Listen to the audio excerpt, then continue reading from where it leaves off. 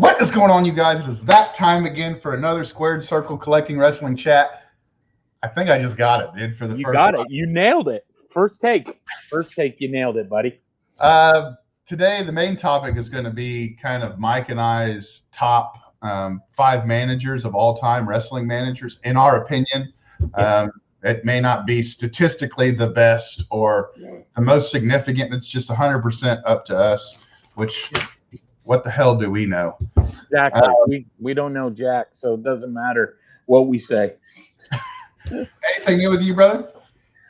Not much. Just got some things I want to show off later, pickups, and just thinking your thoughts on the whole PSA, the backlog, and everything. Like, what's going on with that? What do you think? Do you think that's going to have any effect when cards start coming back on the market? That's a good question. I don't know. I think if you just think about it very unbiased, so you have all these cards that are out in the open now or out in the market now, and there's certain prices. I mean, what were they saying right before they closed? What were they getting? Do you remember? It was something like 250,000 a day or some crazy number like that. I was hearing 2 million a week. Yeah. A week. Let's kind of go back in our heads. What was popping off at that time? Tatis, Lucas, maybe Soto's. Yeah. And so I kind of drawing a blank, but I imagine there's going to be just a freaking flood of those hitting. I don't think it's going to drop those cards down to zero or anything. But I do think you might see a $10, $20 flux down, but kind of in tune with I'm just going to call it a podcast, I think, from here on out, even though this is a podcast. Right. In tune with our podcast. I wonder how much of that is wrestling. Like, how much wrestling items or cards is at PSA? Because there was a boom in the middle of all this. There was a huge wrestling boom, and it makes me wonder how many 85 Hogans are there. I know this guy has 20 of them there. Yeah, I know. And I know someone else has there. I've got every Hogan from my 85 O-Pee-Chee set that's there, along with the Macho Man and the Macho Man Elizabeth card. So I got 20 in there. I think you're right. The boom happened. So I kind of look at it in 2 phases. The boom happened. All those cards went to PSA, and then they shut it down and said, we're not accepting. So everything that is backlogged, I've got to think there is some wrestling cards in there, whether they're Hogan's, the Rock cards, 82 wrestling cards, even some of the obscure stuff, maybe some stickers, some Panini stickers are probably there. But then I'm thinking to myself, okay, when those come back, how is that going to affect people's thoughts on, okay, well, I didn't ship off my wrestling cards because PSA put a hold on it, but now I see some prices and I'm like, wait a second, now I need to get these out there. So there's 2 facets of it. You never know what's going to happen. It's just kind of a wait and see, I guess. Yeah, I mean, that's one thing we can definitely count on, is that we're all going to definitely live it together. Definitely. Kind of while you were talking, I was wondering how many other wrestlers, I bet you there's a ton of Rocks there. Yeah. I don't think necessarily there's a ton of those 97 Panini ones that Rob England talked about and that we've talked about, just because there wasn't just a ton of those out. So I don't imagine there's a ton of those there. Right. I think you're going to see some for sure coming back and going out, and I wouldn't say flooding the market. At the end of the day, basketball and baseball cards kind of rule the hobby, especially the ultra modern stuff. That's what all the cool kids are going after. The auto 4-color patch, whatever, 1 of 1 that kind of thing that, you know, draws huge money when you watch those Dallas card show videos and that. You know, you see 16-year-old kids just like with bags of money and $100,000 cards. And that seems to be what the flipping game is all about. Right. So it's going to be interesting to see how much comes back. And, you know, the demand may not be there for the supply, so it may drop the prices down. You never know. You know, I'll tell you, and I don't want to get too far down this rabbit hole, but I see a lot of haters out there for like those 16-year-olds and 15-year-olds that have these 5-figure cards at these shows. Dude, personally, man, I respect the shit out of them. I think it's awesome. At 16, like, no joke, this is going to be funny. I don't mean it to be funny. Like, I was waiting for my dad to go to the store so I could freaking take a sneak peek at like one of his Playboys. Right. Like, right. Yeah. No, it's true. And I was on Wednesday, I'm waiting until Friday so I can tell my mom, hey, give me my $10 allowance so I can go buy 4 packs at Walmart or 5 packs of baseball cards at Walmart.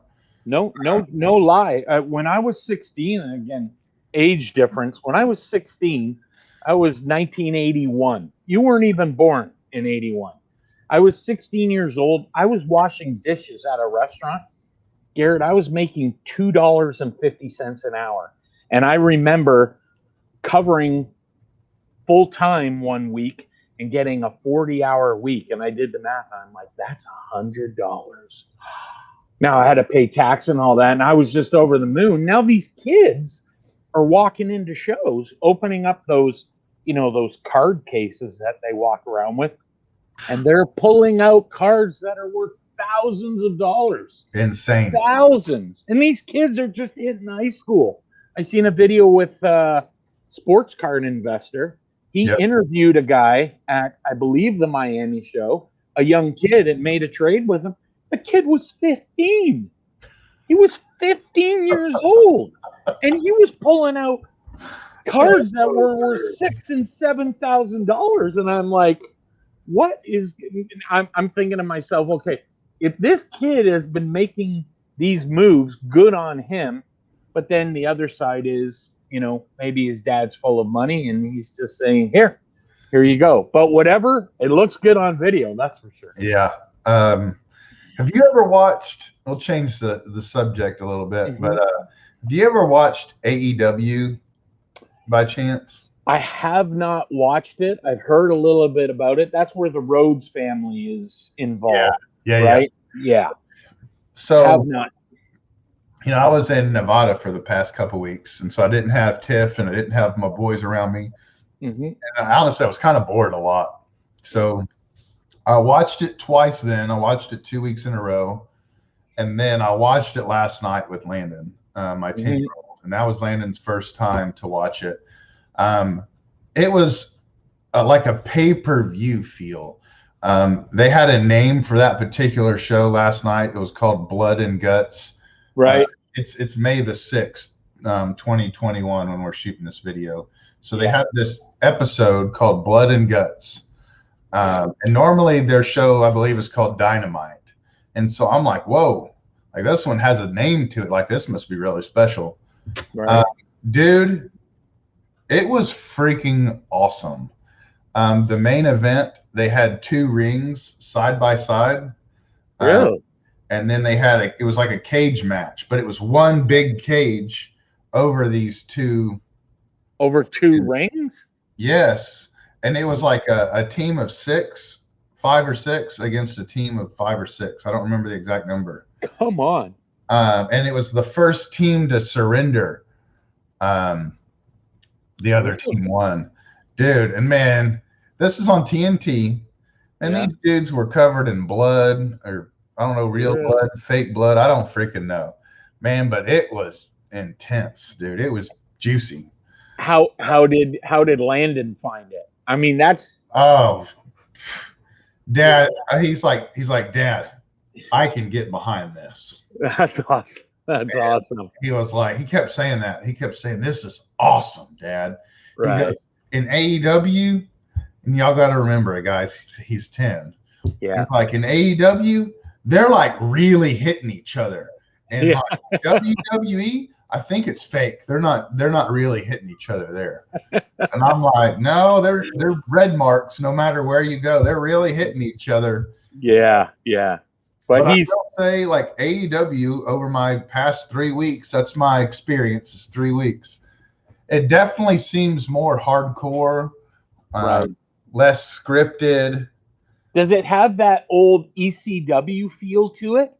Shit, last night did for sure, man. Yeah, because ECW had that back in the day where they were all about the blood and the guts and the gore, and that's what people they would.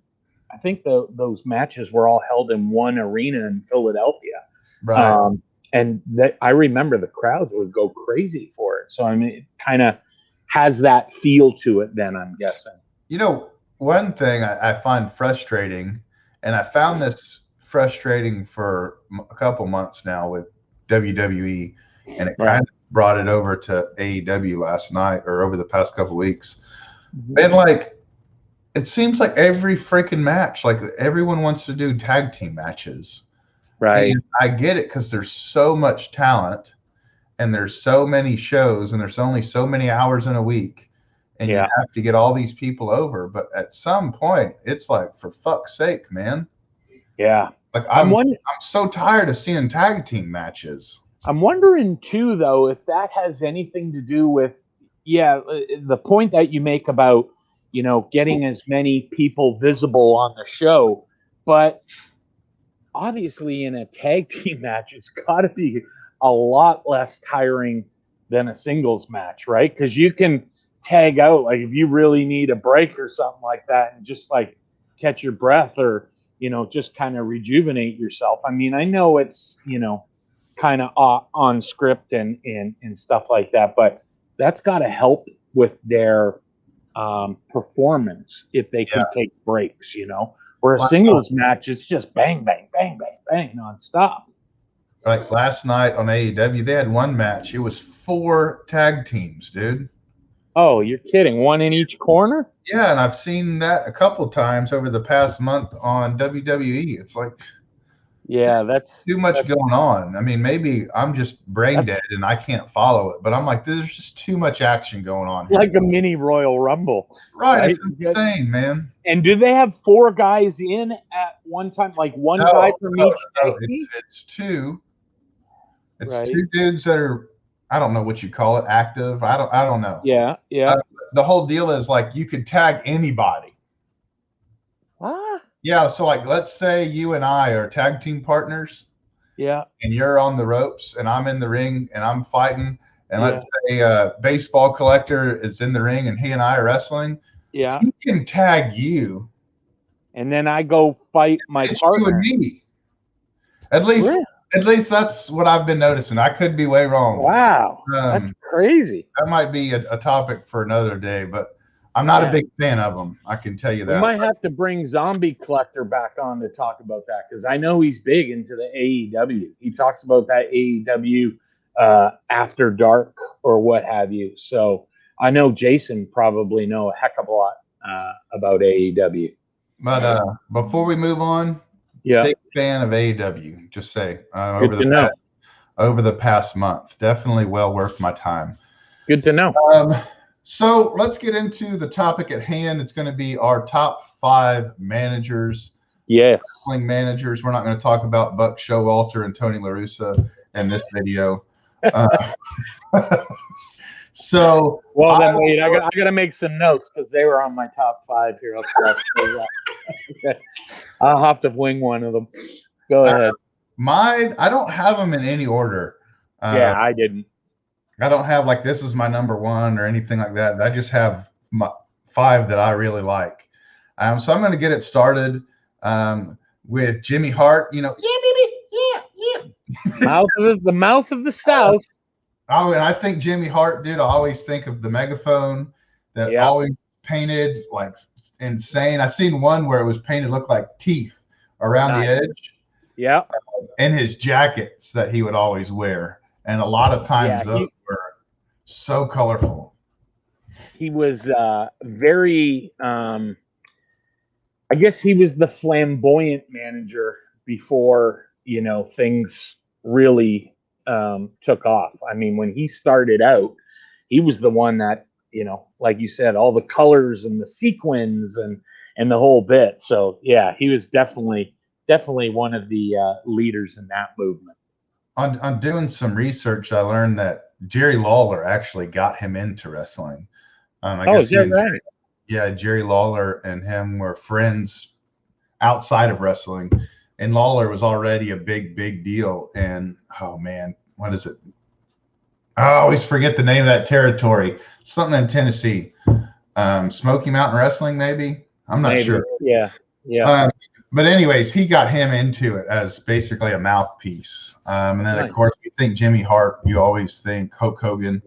They were a big deal together for a long time. And then I always got to bring up some of my favorite wrestlers when we do these. So he was a manager for the Honky Tonk Man for a little bit. And then he was a manager as well for Money Inc., which that was Ted DiBiase and IRS, which Ted DiBiase's in my top 3 all time. And I really enjoy Mike Rotunda, IRS. So very cool. And then I also learned that the Shawn Michaels, the sexy boy gimmick, that was his idea. That was Jimmy Hart's idea. So not only was he big on camera, but his brain played a big part of wrestling history, really. I mean, I am damn near 40 and I could sing the entire Shawn Michaels song, you know, so. But can you sing? It's really not so much to be proud of, but hey. Can you sing the song by the Gentrys? Do you know that? Keep on Dancing? You don't know that? Take it away. I'm not going to sing it. But Jimmy Hart was in a band in the 60s called the Gentrys. And their big hit was Keep on Dancing. And it was like a Billboard hit, the Gentrys. Are you for real? I'm not lying. I am not lying. Yeah. I did not know that. Yeah. And the other thing about him, too, was he started the Hart Foundation with Jim the Anvil Neidhart and Bret Hart, right? That was mid. I mean, you were probably just a toddler when they started out. That was before Bret Hart got his major push. That's right. Very good. He's a good one. Definitely a good one. I will counter that. So, you know, I always like the old school. So you kind of bring the new, the modern, or 80s on. I'm going to try and keep most of mine where guys started managing in the 70s. And my number 1 is the original Nature Boy, Mr. Buddy Rogers. Also known, his real name was, I researched this, Herman Gustav Rhodes Jr. Man, why didn't you run with that name? I know. Buddy Rogers is just so boring, right? When he could have been Herman Gustav. Like, come on. Some of the people he managed,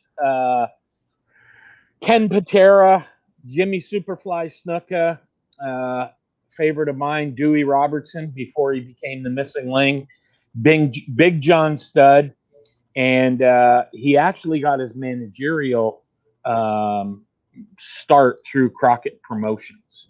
Okay. That's where he started out. But the best story I found about Buddy Rogers was, and you can check this out, and I mean, it's on the internet, so it must be true. On his Wikipedia page, there's a story in 1989. He was in a sub shop, and some guy walked in and was giving the woman behind the counter a really hard time. So he told the guy, "Hey, why don't you leave her alone? Keep it down. I'm trying to enjoy my sandwich in peace and quiet." The guy came at Buddy Rogers.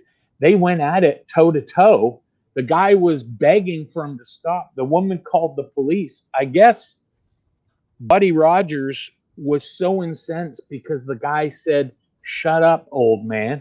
And Buddy Rogers was interviewed on local TV saying, "You believe that? He called me an old man. I'm only 68 years old." He beat up this young guy at his sub shop. I thought, you know what? That's fantastic. That's a great story. So, when I hear that, I'd take away that either Buddy Rogers had a high respect for women and defend their honor, or that man really takes his fucking sandwiches serious.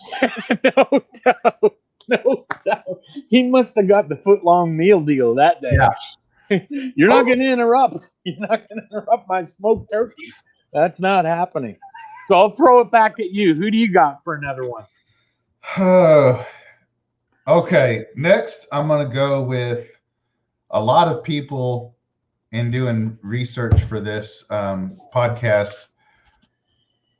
consider this guy the greatest manager of all time.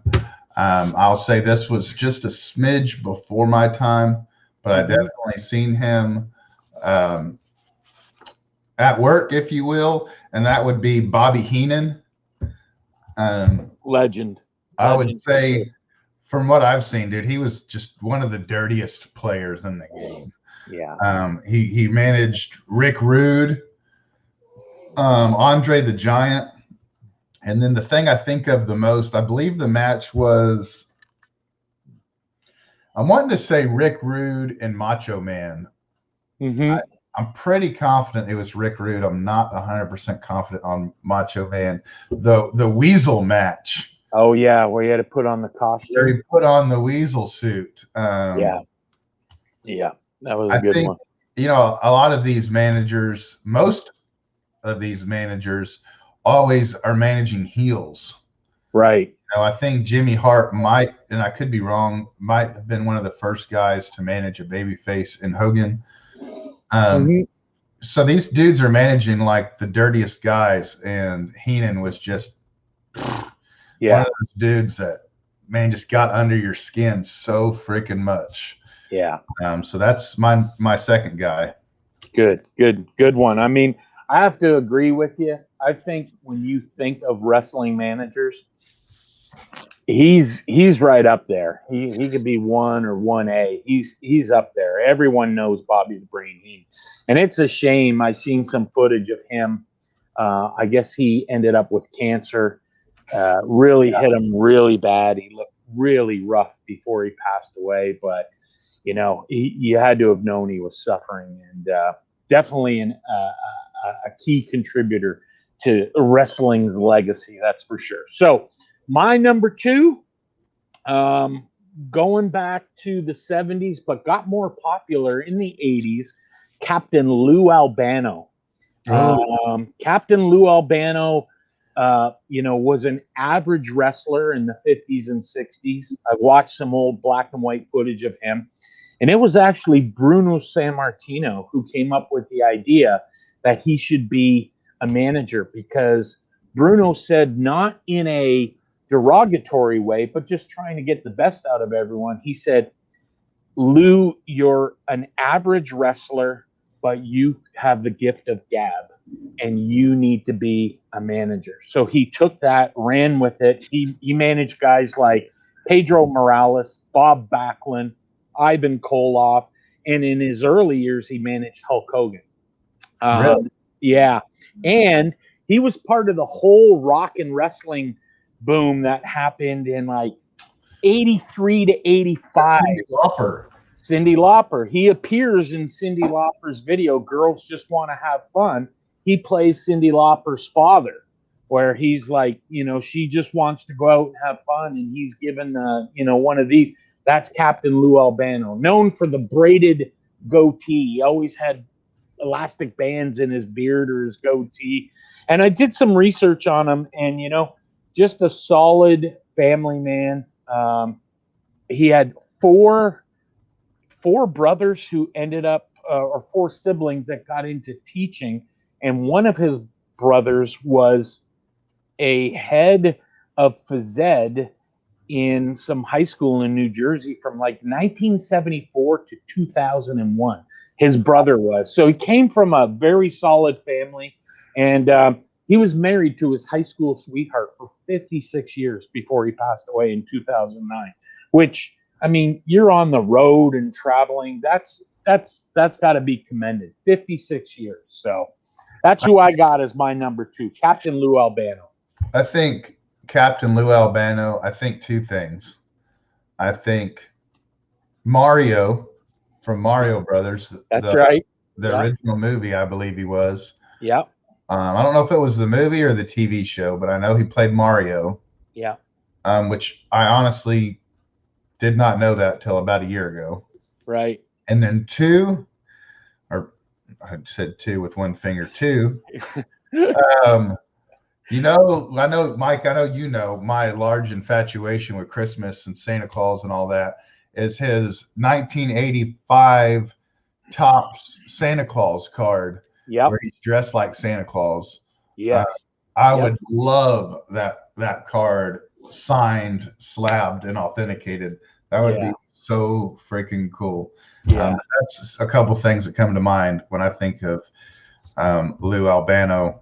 Very good. I'm going to go next with Jim Cornette. Yeah. Let me see real quick. This was so unplanned. Let me see if it's still here. Yep. Are we getting props?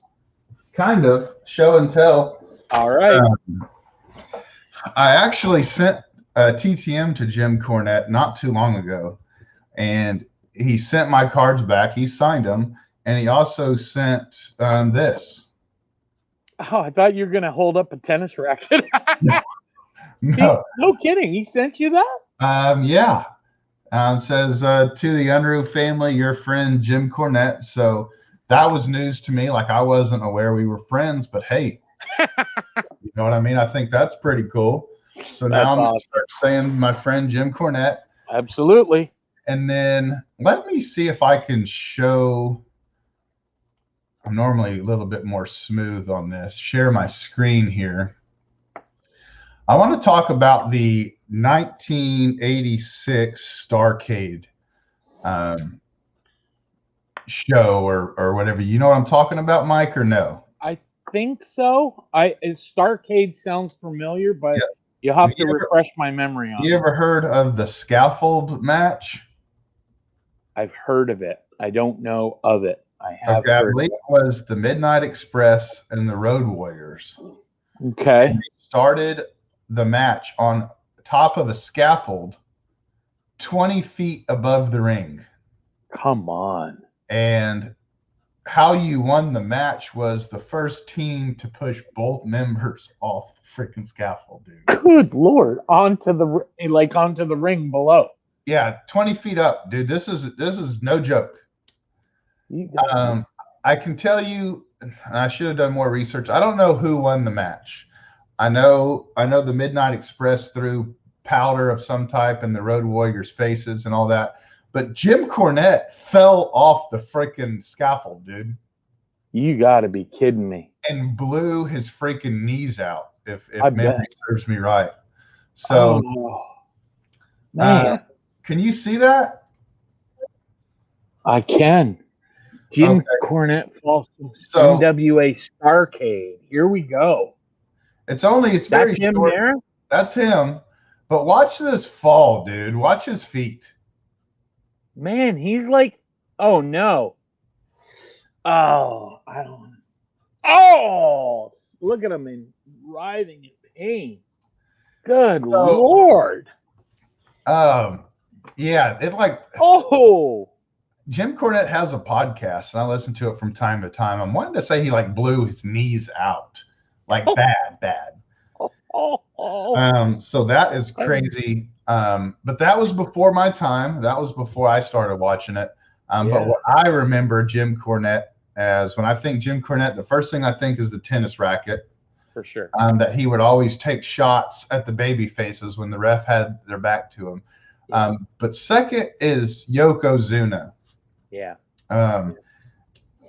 As a 8, 9, 10-year-old watching Yokozuna matches, it always just blew my mind that you had this 400-pounder going around, moving like he moved, and just jumping on people's chest and all that. And then there was Jim Cornette for a lot of that. Yeah. So that's my third one. Well, and it's a good segue too. But before I segue, you were pulling out props, so I had to pull out that.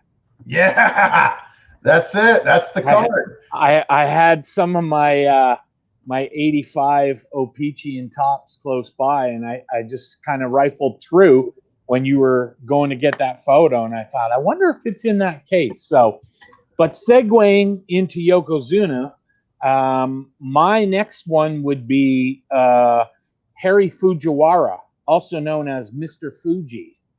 So, born in Hawaii in May 4th, 1934. Same birthday. We share the same day. And I can see a resemblance. Go ahead. Absolutely. Absolutely. Just the age part. He wrestled actually from 1965 to 1985. And like I said earlier, a lot of guys that I'm going to talk about for the most part were former wrestlers. So they've always evolved into. Mr. Fuji he managed from 85 to 96, was inducted into the WWE Hall of Fame, I think in 2015 or 16, memory serves. And he passed away about 4 or 5 years ago. He had some people under his belt. Don Morocco, who actually, Mr. Fuji was Don Morocco's daughter's godfather. So Mr. Fuji was the godfather in real life of Don Morocco's daughter, which is a pretty cool story. He also managed Jim the Anvil Neidhart, Cowboy Bob Orton, the Legion of Doom, nice. Kamala, and of course Yokozuna. He would be the one carrying the flag in all the time ahead of. And then in doing my research, I did read that I think he sued. I think he sued Nintendo back in 2014 because there was a likeness portrayed of him in a wrestling video game called Master Fuji. And he sued, and it was settled out of court in his favor. So I guess they used his resemblance and likeness, and he made some money off it. But definitely, Mr. Fuji is someone who, you think of wrestling managers, he's definitely one that comes to mind, at least for me, anyhow. You alluded to it at the beginning, talking about Mr. Fuji, and you said a great segue. And at the time, I was thinking, how the hell is that a great segue? Mm-hmm. But I remember now, Yokozuna for a little bit had 2 managers. I totally forgot about that till you said that. He had Cornette, who was like the mouthpiece, right? And then he had Mr. Fuji, which, like, looking back on it now, thinking like, I get why you had Mr. Fuji and it looked like a certain way, but I don't know of another wrestler that ever had 2 managers. I mean, that's off the cuff. I didn't think about any of this, but it wasn't just like a month or 2. Like, he had them for a while, from what I remember. Yeah, from what I started when I was doing some research on this, I started realizing a lot of guys manage different people, and they would give up their so-called clients to other managers and stuff. But the other thing too is one that you could kind of, when I looked up managerial wrestlers, it also included valets. So like Miss Elizabeth, like Scary Sherri. She was a manager / valet. Now Macho Man had both of them, right? Yeah. He had Miss Elizabeth and he had Scary Sherri or Sensational Sherri or whoever she was at the time. But there's someone that had 2 for pretty prominent amounts of time through their wrestling career. But again, the difference being some were known as valets and some were managers. And I was going to bring up one old one. Her name was Sherri Dupuis, and she was the valet of Gorgeous George back in the 50s. Okay. She was the original valet, but manager type person, where she would come into the ring and lie some like mink rug down so he could walk in, and then spray Chanel, what was supposed to be Chanel number 5, all over the ring, and take his pins out of his hair, and he would throw them in. She was the original, valet for Gorgeous George. So, kind of segued in. we're going to go down a little path here. And we Yep. were talking about Macho Man and Miss Elizabeth and Sensational Sherri. Like, I get the Macho Man and Miss Elizabeth thing. You know, that was portrayed as like a husband wife or boyfriend girlfriend. They were like an item. Yeah. And I get that. But Macho Man was such a good stick man. Like, he didn't need a freaking manager. Not at all. Not at all. You know, so, and I, for the life of me, can't remember ever watching him with Sensational Sherri. But I just don't know what she would add to him. I think, yeah, you almost think like you're right. Why does, because he could speak, he could talk the talk, right? Oh yeah, cream to the top. He would actually, the Macho Man would have been a fantastic manager. Can you imagine him yapping off about his young stud wrestler? Like, he'd be perfect for it. He was one of the best talkers going, whether it was a manager or a wrestler. So you're absolutely right. What it gave him, I don't know, because Elizabeth said nothing. Right? She was very quiet and meek and the subservient, you know, like almost like she was like beaten by him, you know, like I don't want to say anything bad, you know. But definitely a different type there for sure. So moving on, I'm going to go with Paul Heyman. Paul Heyman, yeah. This is a dude that I love to hate. I couldn't stand him when he was Brock Lesnar's, I think, special advisor or whatever the hell he was called. Mm-hmm. And now he's doing this thing with Roman Reigns, which my family, like even Tiff, has gotten into wrestling with us. Yeah. And like all of us just can't stand him. And honestly, that's how you know he's doing a damn good job. Yeah. That is his job for you not to like him. Exactly. And then I didn't know, doing the research, I didn't know that he managed CM Punk too. Right. Right. So yeah, he also had something to do with didn't he own ECW or something like that? I believe so. I'm actually pretty confident that he did. Yeah, so he's been around a while. He had that nasty freaking ponytail back then, and he always carried the cell phone that was like this big.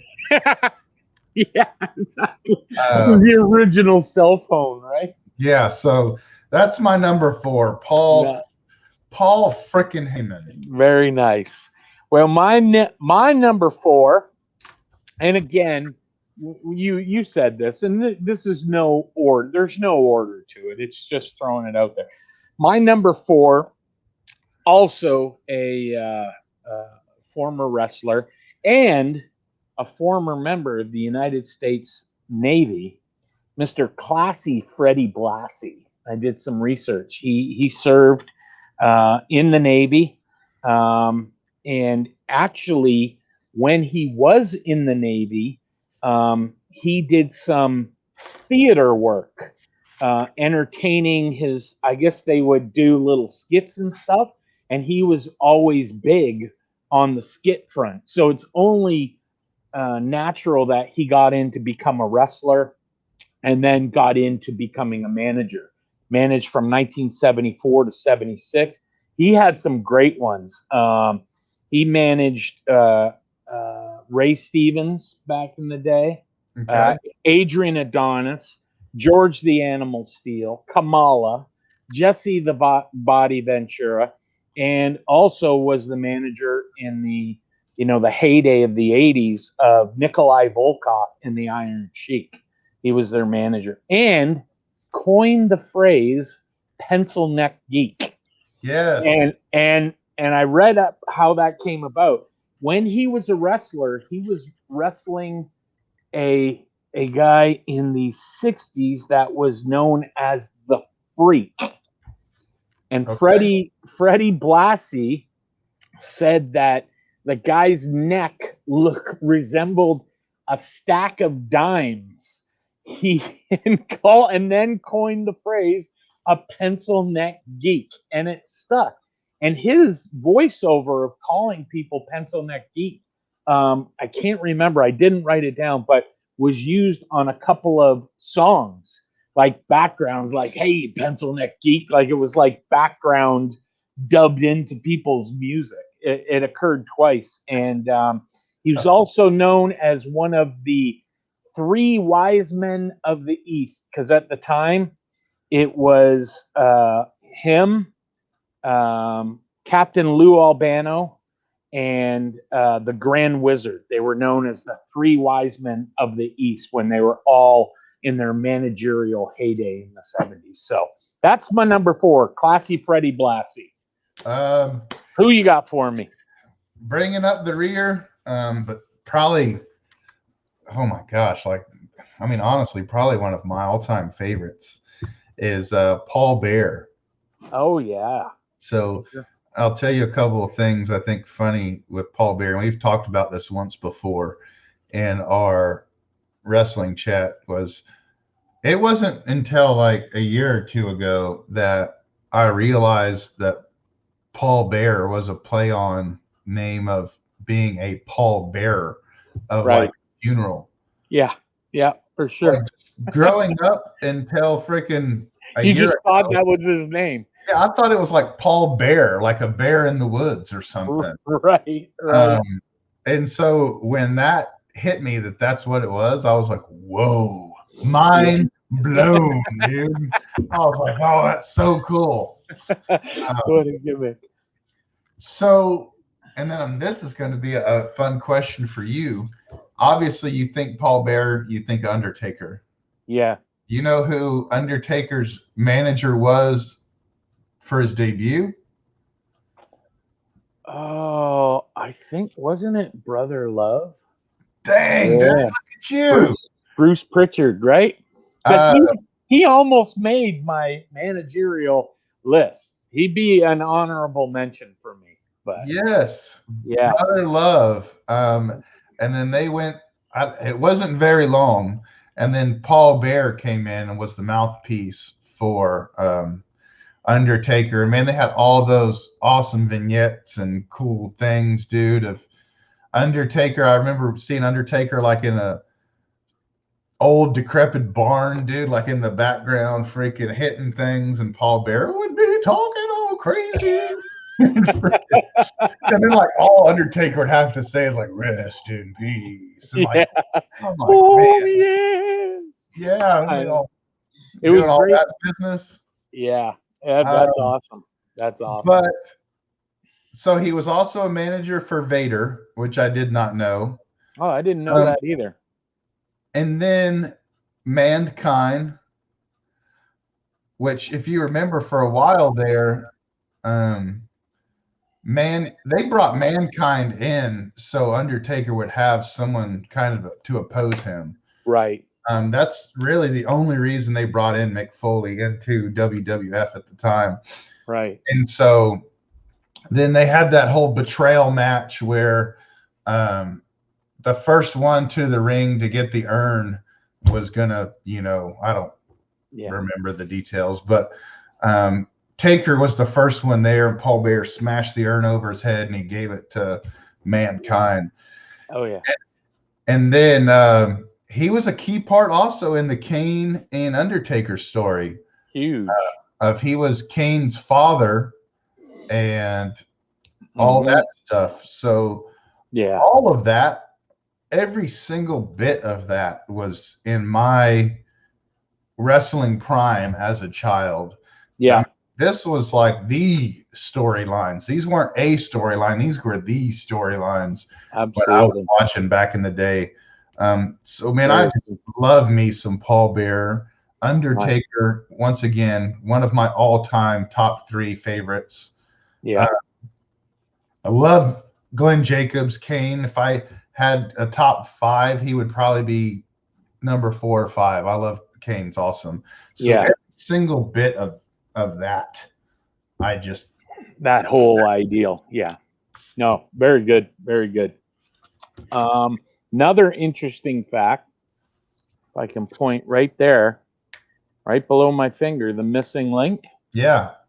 Paul Bearer was his original manager when he first came out, but he had blonde hair and he was known as Percy Pringle III. You are 100% right. And fun fact, if you're watching this, you probably already know this. I can't imagine too many brand new wrestling fans watching our podcast, but he was an actual mortician in real life, like licensed and everything. Yeah, that's what Vince loved about it. Yeah, so it's like, obviously there was a ton of acting going on for him to do what he did, but he was a mortician in the storyline, but he was a mortician in real life. Yeah, that was very cool. Very cool. I guess sliding over. Have you done your 5? Is that your 5, man? Paul Bearer. So this is my last one. Throwing it back to the 60s, this gentleman's name was Ernie Roth. He was a Detroit DJ and somehow got involved in wrestling and became the manager of Ed Farhart, who was the original Sheik back in the 60s and 70s. He had the camel sewn on to his wrestling trunks, wore the whole headdress type thing. I don't know what it's called. You have to excuse me on that. He used to go in on the carpet and pray. And Ernie Roth was his manager, but he was known as Abdullah Farouk.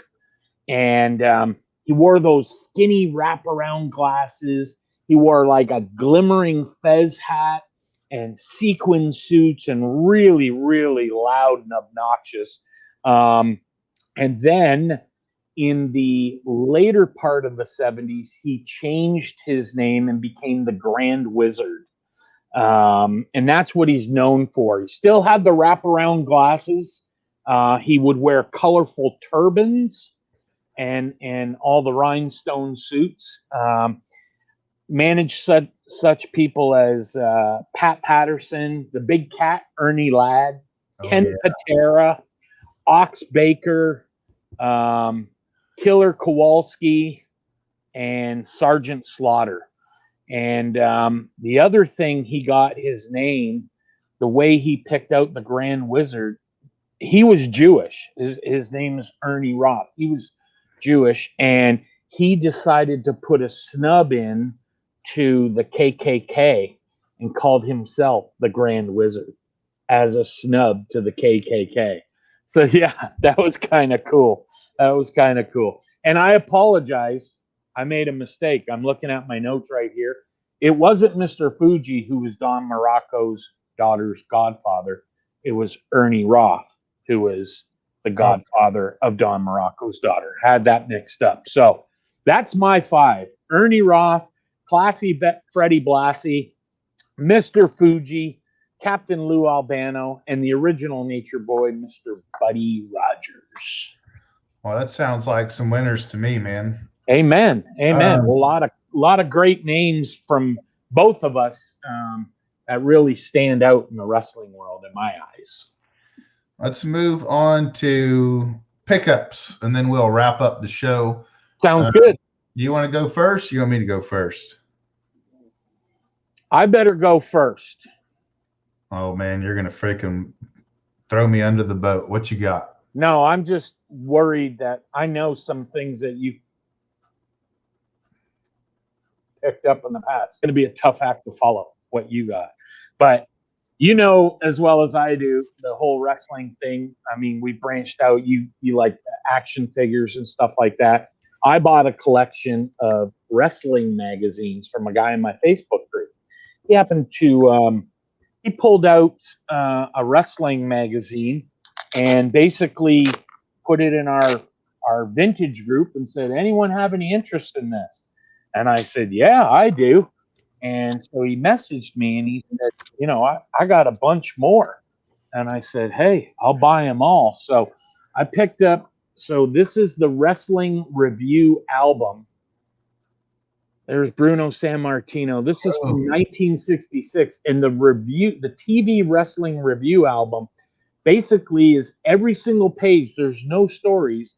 It's just photos of all famous wrestlers. Like, look there's the original Sheik on the back. Whoa. Right? That's Farhart right there. That's Abdullah Farouk. And then if you go through, see, you get stuff like this. Like you got the Big Cat, Ernie Ladd, Who do we have here? We got Maurice Mad Dog Vachon. So every page in this album is just an 8x10. Dude, so that's cool. Yeah, that's from 1966. This one here, same, is from 1965. It's got San Martino. It's got Ray Stevens. Who else we got on here? Lou Thesz, Edward Carpentier, which I don't know if you remember. I can't remember if it was Edward Carpentier or maybe it was one of the Rougeaus that Rob England had a autograph card of someone, and I can't remember. I can't remember either. Was it Jacques Rougeau? No, not Jacques Rougeau. One of the Rougeau brothers or Edward Carpentier. Also in there, this is from June of 1965. The Graham brothers on the front there. I've got these I've got them boarded and bagged at the back and just taped off. Another one, this is from March 65. I mean, these things, I just turned 56 and these things are older than me. And I mean, they're in beautiful condition. And the last one I wanted to show off, this one was from January 65. It says, is Antonino Rocca all washed up? Wrestling Illustrated. So I did pick up some for my Parker set. They haven't arrived yet, but maybe on another chat, we'll get them in. So how about you? This should be exciting. That's why I wanted to go first, because you're a tough act to follow with some of the stuff that you've been picking up. So I figure I better go first and get my piddly old magazines out of the way. You can show off the heat now. Those covers on those magazines are just gorgeous, man. Yeah, they do look. They're in really good shape. Really good shape. And one of them's fantastic because on the back, I'm a big Haystacks Calhoun fan. He's like, I showed you the Sheik on the back, Haystack Calhoun's on the back of one of them. So had to keep that one around. I just think like if you had one of these decades, I'm going to have my own freaking room, or man cave, people like to call them. Yeah. And that'd be like cool to have those framed up like in a black bordered frame. Oh yeah. Yeah. Man, they definitely covers look like art, man. Yeah, they are. They're definitely, it's a trip back in time. And I mean, I get a kick sometimes. Like I've got, other stacks of them here, Garrett, that I didn't even show off, but just different stuff. And I just like going through them and reading, articles and what was kind of happening back in the day, so it's a lot of fun. So enough about that. Show us your pickups, buddy. So I always like to show off at least one TTM, kind of give people ideas of who to write to. So I already showed you Jim Cornette. So if you want to write to Mr. Cornette, there's that. And then this one I've seen in, I don't know if it was Instagram or Facebook group that I'm in, but an old wrestler who's also an actor by the name of Pepper Martin. Yeah. And I understand that not a whole lot of people are going to know about him. Mm-hmm. But I seen someone got him. And so I went to eBay to see if I could find a card. He doesn't have any cards. But someone had this photo on there for sale. They had that. That is definitely not my handwriting. Right. That is really nice handwriting. Yeah. But they had this photo on there, and I was like, man, yeah, I have to get that. Like, that is something that would look nice in a slab. For sure. Old school photo. I think the picture is 60s. Cool. Yeah, it has all the old school turnbuckles and stuff. That's awesome. So I sent him that, and I sent him a marker because the item that I seen signed was signed in pen. Right. So I didn't want to sign my photo in pen. So I sent him the marker. But he sent me back this, and it's this book that he co-wrote with a person named Penny Lane. Shrapnel of the Soul and Redemption. Yeah, I think I believe it's like a Christian-based book. I mean, this thing is not small, dude. Wow. And then like he wrote me a nice message in there. Man. And he just sent that to you along with the signed photo. Yeah, so when I got my photo back, I sent it in this large top loader like this. Yeah. And so they had it in a manila envelope, and then my TTM was just like that. No kidding. That's fantastic. I thought that was pretty cool. That's a great story. Great story. You and I've been into TTMing since I was about 8, 9 years old, and now you're getting into it. So I always loved showing off TTMs. Absolutely. I'm always trying to grow my wax cellar, whatever you want to call it, my collection of sealed wax. So I've seen these cards, not the boxes, but the cards from time to time on eBay. They don't come up very often because they were not released in the United States. Right. They were only released in the UK, as far as the best of my knowledge. And this is the 1992 Topps UK. Wow. Sealed box. Look at that. And so in here you'll find a diamond stud rookie, which is also Razor Ramon. Wow. Which, if you followed our videos for any time, you'll know that that's one of my favorite wrestlers of all time. That's crazy. So it came just like that, sealed like that. Yeah. That's something that's got to go to Baseball Card Exchange for sure. That's exactly what I was going to say. Eventually, I would like to send this off to them. I have about 6 or 7 other boxes that I need to get wrapped by them. Who does that say on there? It says featuring Sting, Lex Luger, and the Steiners. Look at that. 20 pence. So I'm guessing that's 20 cents. I believe that's my British monetary system. 20p means 20 pence per pack, probably. 48 packs in each box. That's fantastic.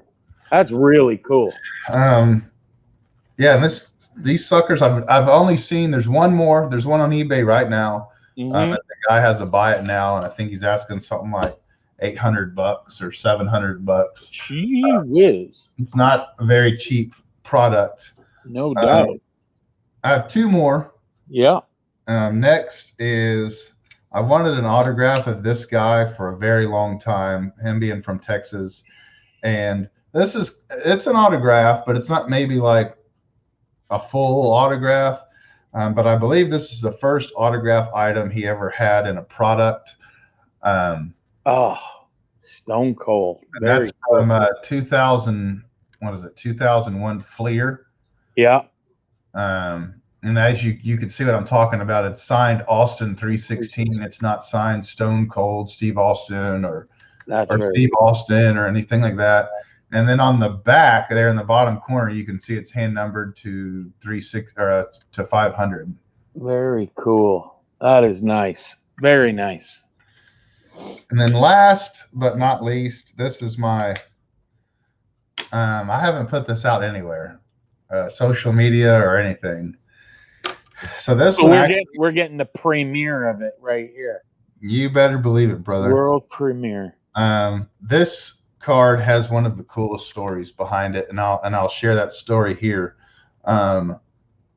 Wow, that's the employee cards, right? Yes. Trying to get it to focus. It's wanting to focus on everything else. There we go. Kind of. Sorry for the glare.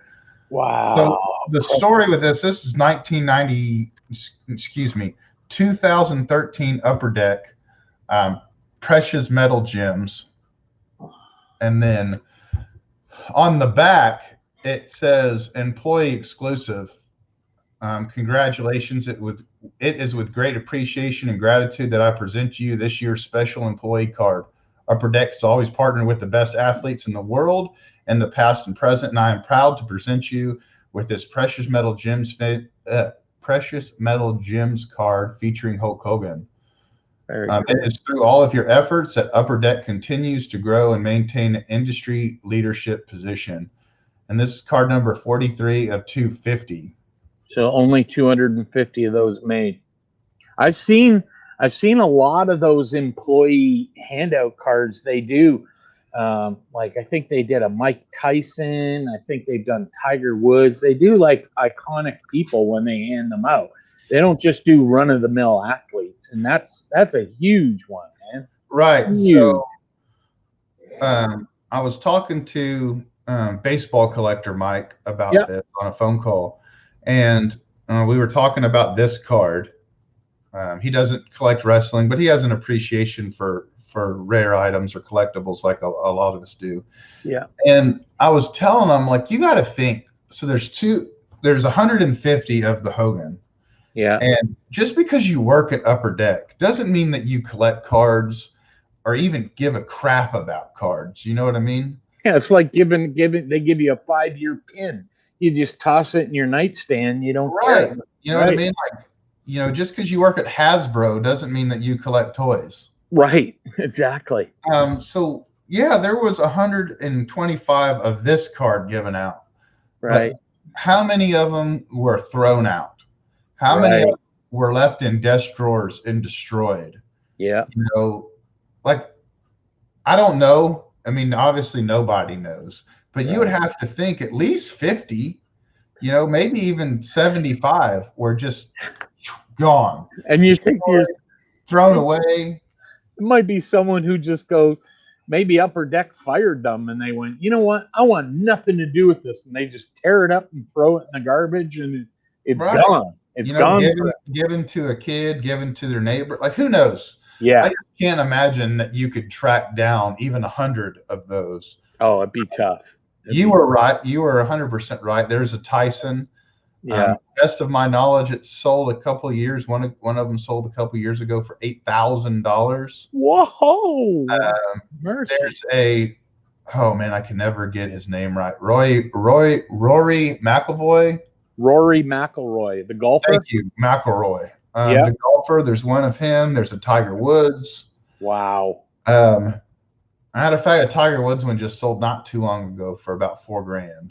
Gee whiz. So, I mean, I'm not going to say how much I spent on this, but it was a lot of money. For sure. Way more than I should have. And there's actually one on eBay right this second that is a auction. It has 3 days left, and it's going for already 4 figures. So there you go. See that? I think something like that, Garrett, is you can have your PSA 10 Hogans and all that kind of stuff, but it's the low availability of that Hogan precious metal that, I mean, like you said, there was only 150. How many actually still exist? You'd never know. Yeah. I mean, I don't even know if you sent that in for grading, what kind of pop report would be on it. How many of them are graded? Or even better than that, send it off for that's something you wouldn't want to TTM. Oh God, no way. But just imagine though, if it was TTM and dual certified, wow, that's pretty cool. That's pretty cool. That's amazing. Great pickups, Garrett. Great pickups. That is going to be our episode. Yeah. That was fun. And dude, this had a blast. I can't believe it went this long. We were talking before we went on. That way we were shooting for 30 minutes and we're at an hour. Yeah. So we'll go ahead and wrap this up really fast. We appreciate all of you guys tuning in. The comments down below. We're not one to ask for the likes and subscribes and follows and all that. That's totally unnecessary. But we definitely always appreciate your comments to interact. Mike will normally respond from his private account. I'll normally respond from this account. Yeah. We love the interaction. So absolutely. Till next time, adios, be safe. Bye-bye. Toodles.